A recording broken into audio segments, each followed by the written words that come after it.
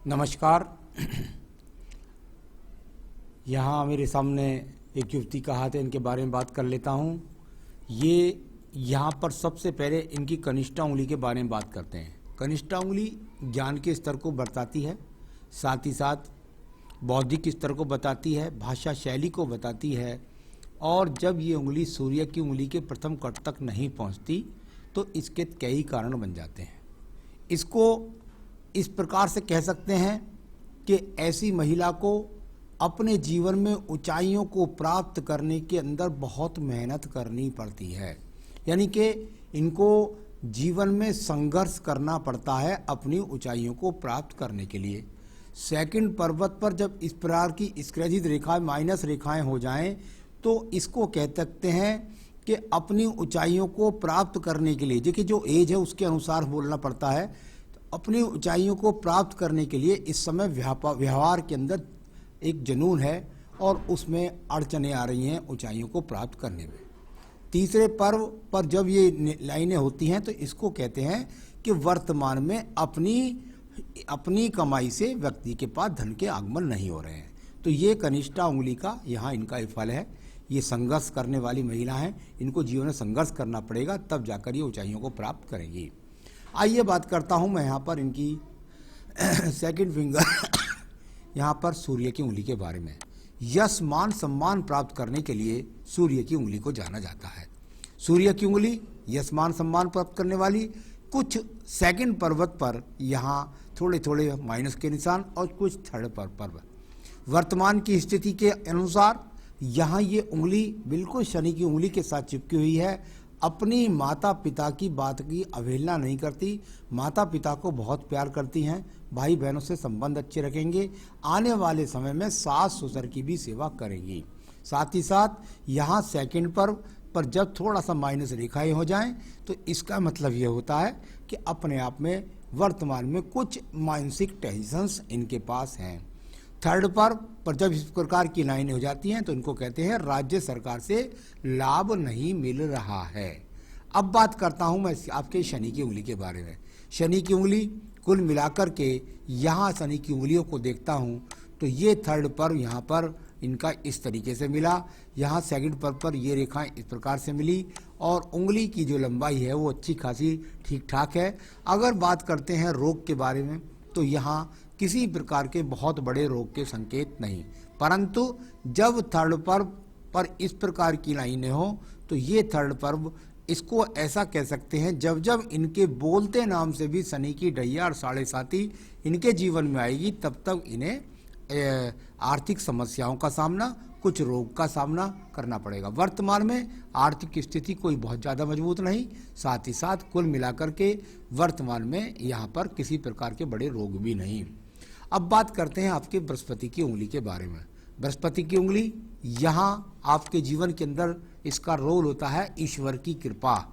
ईश्वर की कृपा के अलावा ऐसा कह सकता हूँ कि यहाँ इसका रोल होता है आपके जीवन में संतान सुख और कुल मिलाकर के पति के साथ कैसे संबंध रहने वाले हैं, इस बात को थोड़ा आप कह सकते हैं। देखिए एक बात मैं बताऊं, हाथ के अंदर आपका पहला ही सवाल है कि हाथ के अंदर काला तिल है और काला तिल का क्या अर्थ होता है।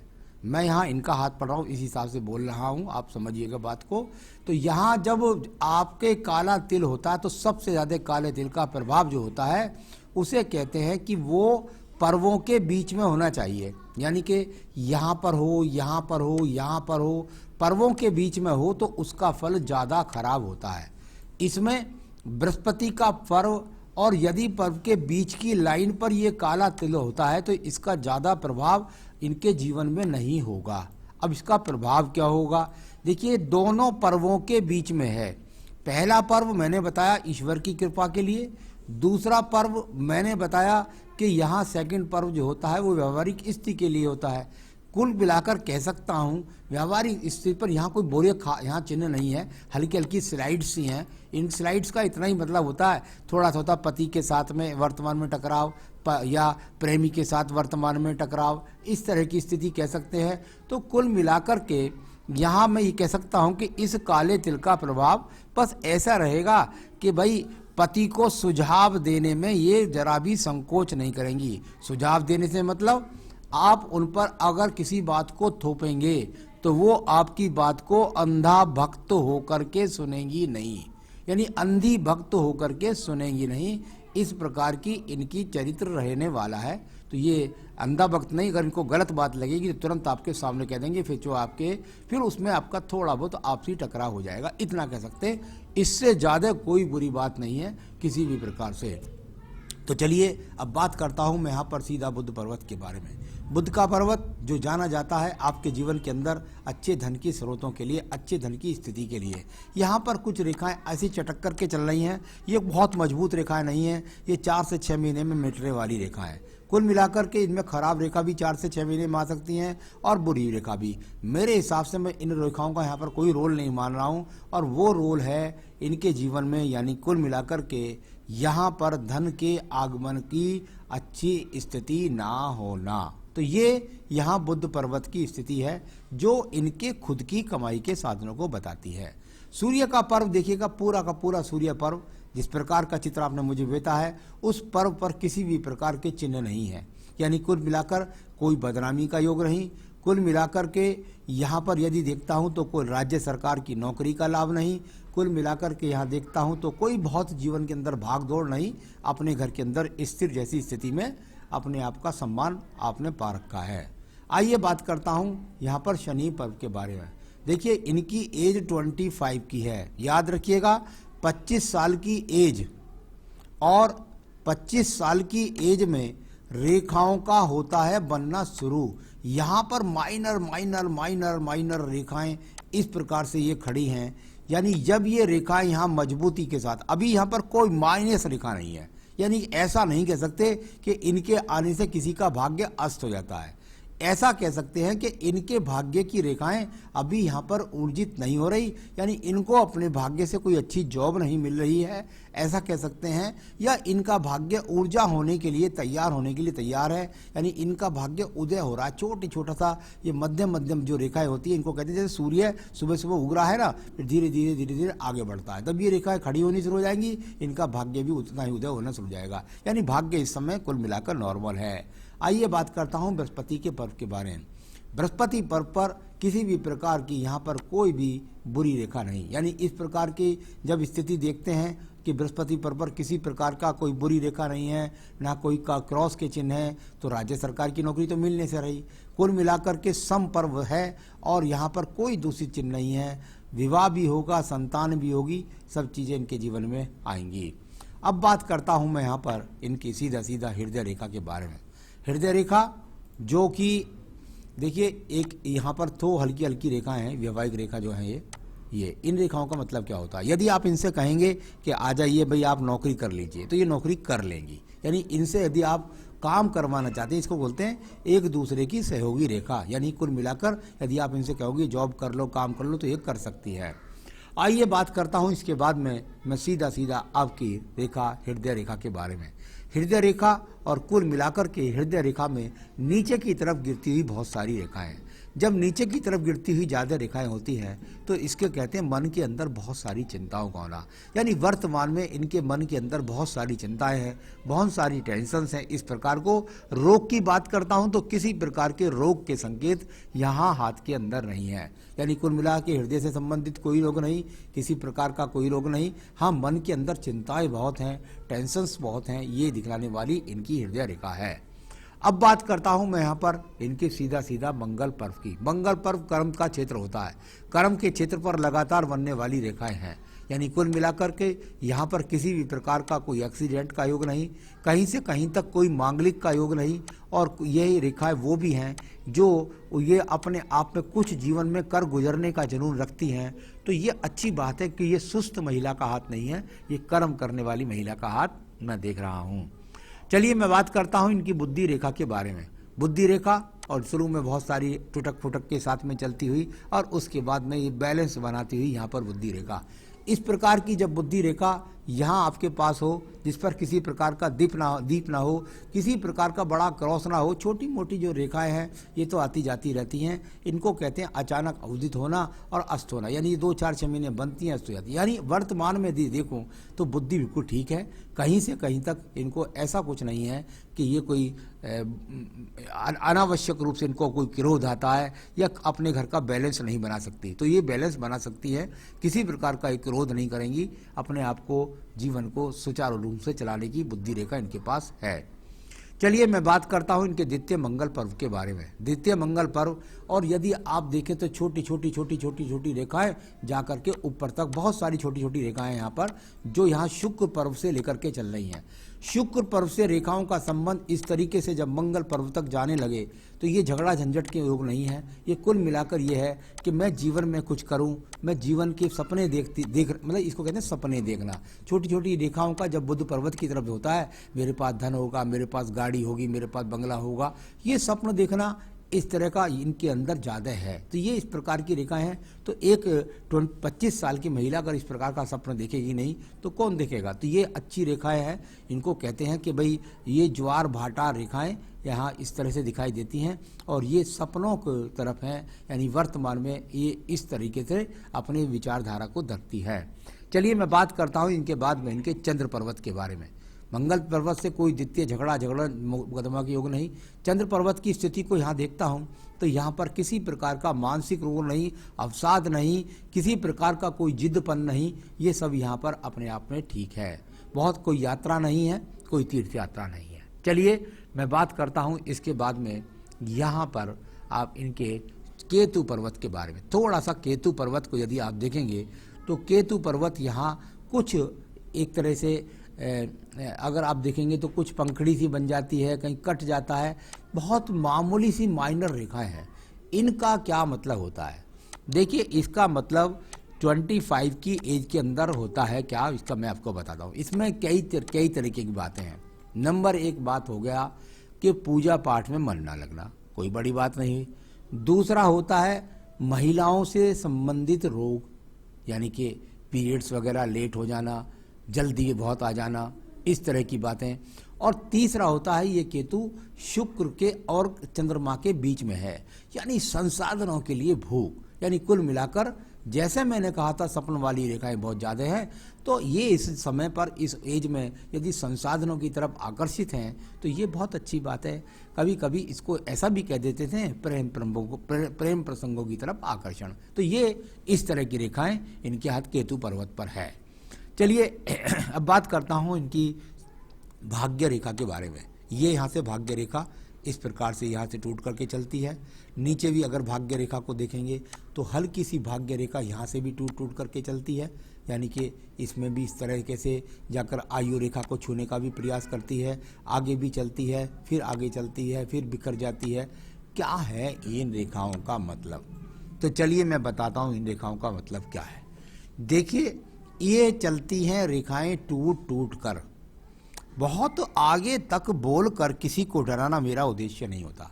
जब मैं 25वें वर्ष पर इनके पहुंचता हूं 25, तो ये इनका 25वां वर्ष है। इस जगह पर यहां पर इनके जीवन का 25वां वर्ष है, ये 25वां वर्ष है। यहाँ पर रेखाओं का टूटना आपस में बहुत ज़्यादा है। इसको कहते हैं कि भाई भाग्य जो है वो पूरी तरीके से प्रबल नहीं है, टूट रहा है। एक जगह जॉब करें तो दूसरी जगह, फिर दूसरी जगह से फिर तीसरी जगह, यानी कुल मिलाकर के इस समय इनको जॉब होगी तो कोई स्थिर जॉब नहीं मिलने वाली है। इसको इस प्रकार से बोल सकते हैं भाग्य है, और वो भाग्य अभी जो केवल इनका है वो दूसरों के ऊपर ही ज़्यादा निर्भर है। तो कुल मिलाकर इनका भाग्य इस समय पर इनका वर्तमान में इतना साथ दे रहा है जो अपना भरण पोषण कर सके, इतना भाग्य अभी साथ नहीं दे रहा जिससे इनको दूसरों को भी लाभ मिल सके। इसके बाद में इनकी जीवन में भाग्य रेखा का उदय ठीक ठाक लग रहा है, लेकिन बहुत आगे तक बोलना भी ज़्यादा अच्छा नहीं है। तो कुल मिलाकर सामान्य सा भाग्य पर्वत लगातार मैं बोलता जा रहा हूँ। यहाँ देखिएगा शुक्र पर्वत को। शुक्र पर्वत जो मैंने बताया था आपको, यहाँ पर शुक्र पर्वत काफ़ी पीड़ित है, संसाधनों की काफ़ी कमी है। एक बात वही केतु वाली स्थिति यहाँ पर शुक्र पर्वत के में जब इस प्रकार की स्थितियाँ होती हैं तो कुल मिलाकर के कैसे हैं कि भाई संसाधनों के प्रति आकर्षण होना और संसाधन जो चाह रही हैं वो वर्तमान में मिल नहीं रहा है। यहाँ किसी भी प्रकार से और कोई बुरा संकेत इसको नहीं बोल सकते। एक और बात देखिएगा, आपको बहुत धुंधला सा ऐसा लगेगा जैसे यहाँ पर एक मछली का सा चिन्ह बन रहा है। यहाँ ये क्या है? ये रहता है शुक्र, अभी इसको कह सकता हूँ पंखड़ी बोल देते हैं कुछ लोग इसको। ये आयु रेखा और शुक्र पर्वत और साथ ही साथ केतु पर्वत तक को टच करता है। यानी जीवन के अंदर जीवन को सिक्योर करने के लिए संसाधनों को अवश्य मिलेगा, क्योंकि मछली ऊपर को दिख रही है और केतु स्थान, यानी कि उनके सुख साधन में लगातार बढ़ोतरी होगी। तो ये इस प्रकार से इस रेखा का चिन्ह का फल माना जाता है अगर ये कवरेज देती है तो। यहाँ पर बात कर रहा था मैं मंगल रेखा के बाहर एक अंदर सपोर्टिंग रेखा है जो इनकी सारी समस्याओं को दूर करने में इनका फायदा करे। यानी मंगल रेखा जब इस तरह कवरेज का काम करती है, समस्याएं तो जरूर आती हैं, प्रत्येक क्षेत्र के अंदर समस्याएं आती है, लेकिन आखिरकार उन पर आप विजय प्राप्त कर जाते हैं। चलिए एक और रेखा के बारे में बात करते हैं, आयु रेखा। इसको बहुत जरूरी है यहाँ पर। अगर मैं देखता हूँ तो यहाँ जाकर टूट जाती है थोड़ा सा, इसके बाद दूसरी कवरेज रेखा चलती है यहाँ से ये, और फिर ये तीसरी रेखा है यहाँ से, इस प्रकार से चलती है। ये जहाँ अगर आप देखते हैं तो दोनों रेखाओं के बीच में गैप है। जिस प्रकार का चित्र मैंने आपने मुझे भेजा है उस इस प्रकार से तो मैं केवल यहाँ से सिर्फ गैप को ही देख पा रहा हूँ। यानी कुल मिलाकर जब इस प्रकार का गैप होता है तो इसको बोल देते हैं बड़ा स्थान परिवर्तन। यानी आपके जीवन के अंदर लगभग अभी 26 से 27वें वर्ष में कोई बड़ा स्थान परिवर्तन, फिर इसके बाद में उसको देखते हैं तो बाद में लगता है 28 से 29वें में कोई स्थान परिवर्तन। तो ये स्थान परिवर्तन अपने घर से ससुराल में पहुंचने का हो जाता है एक बार स्थान परिवर्तन। दूसरी बार ऐसा हो सकता है कि जॉब के कारण पति के साथ में स्थान परिवर्तन। तो ये स्थान परिवर्तन कुल मिलाकर एक शुभ संकेत है, कोई एक अशुभ बात कुछ नहीं है। संतान रेखाएं भी यदि बात करता हूं तो इतनी अस्त नहीं है, हाथ के अंदर संतान रेखाएं भी हैं कुल मिलाकर इनके हाथ में। तो ये मैंने हाथ का प्रारूप पढ़ा और आयु रेखा है इनकी वर्तमान में 76 वर्ष। तो ये इनकी सारी रेखाओं को पढ़ लिया। अब बताता हूँ कि भाई इस लड़की के साथ में मेरा विवाह की बात चल रही है, काला तिल है हाथ में, तो उसके बारे में मैंने आपको बता दिया। ये अच्छी लड़की हैं, कोई परेशानी की बात नहीं है, सिर्फ और सिर्फ उम्मीदें आशाएं ज़्यादा चाहती हैं, भगवान के प्रति पूजा पाठ ज़्यादा मजबूत नहीं हो पाता है, या ऐसा कहिए पूजा पाठ के बाद भगवान की कृपा जल्दी से इन पर नहीं बरसती है। कुल मिलाकर के पति की थोपी हुई बातों को ये मंजूर नहीं करेंगी, अपनी इच्छा अपनी बातों को कह देंगी। ये गलत बात है, इसको देखिए मैं साफ कह देती हूँ, आप बुरा लगे आपको या भला लगे। तो बृहस्पति का काला तिल व्यक्ति की अभिव्यक्ति की स्वतंत्रता को बताता है, वो किसी की थोड़ा सुनता नहीं है। इसको ऐसा कहिएगा, अगर ये बीच के पर्वतों पर होती तो उसका फल ज़्यादा बुरा होता। अफेयर्स की टेंडेंसी, जहाँ तक आपने पूछा अफेयर्स की टेंडेंसी के बारे में, कुल मिलाकर के कहीं से कहीं तक कोई भी चरित्र की खराबी नहीं। देखिए लड़की का चरित्र जो होता है उसकी तरफ लड़कों के आकर्षण की अभिव्यक्ति होती है, और उसको अगर देश काल पात्र के अनुसार यदि 25 साल की उम्र में अगर आज के समाज को आप नहीं समझते हैं तो ये आपकी भूल है। इनके चरित्र में किसी प्रकार की कोई कमी नहीं है। नेचर ऑफ गर्ल बिल्कुल उन्होंने बता दिया, सुनेंगी नहीं एकदम, अगर झूठी बात होगी बर्दाश्त नहीं करेंगी, सामना कर जाएंगी आपका। इस बात को इनकी ये नेचर है, और कुल मिलाकर के उस पर थोड़ा सा ध्यान आपको रखना होगा। मैरिड लाइफ कैसी रहेगी, कहीं से कहीं तक कोई मुझे वर्तमान में कहीं से कहीं तक कोई तलाक का स्थान नहीं दिखाई देता, इनका जीवन ठीक रहेगा। तो ये इनकी स्थिति है। शादी की जहाँ तक सवाल है, 26 से 27वें वर्ष में इनके विवाह का योग मुझे हाथ में दिखाई पड़ता है। तो ये तो सब मैंने बताया, और ज़रूर मैं बताना चाहूँगा कि यदि आप इनका वैवाहिक जीवन, इनके जीवन में आने वाली संतान, इनकी तरक्की और खुशहाली ये चाहती हैं तो इनको एक बेहतरीन सा यहाँ पर अपनी उंगली के अंदर एक यहाँ पर पुखराज ही पहन लेना चाहिए।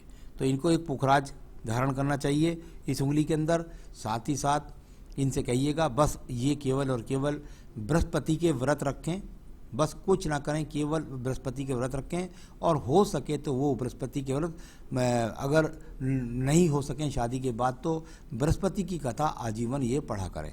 फिर देखिए इनके जीवन में उजाला प्रकाशित होता रहेगा। नमस्कार।